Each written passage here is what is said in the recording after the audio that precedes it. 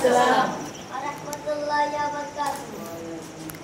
আমার জিন্দা নবী ইসলাম ধর্মের ভাইদের আসসালামু আলাইকুম। ওয়া আলাইকুম। আমরা ছোট বড় ভাইরা সবাই লোক ফ্রি ফায়ার খেলছি।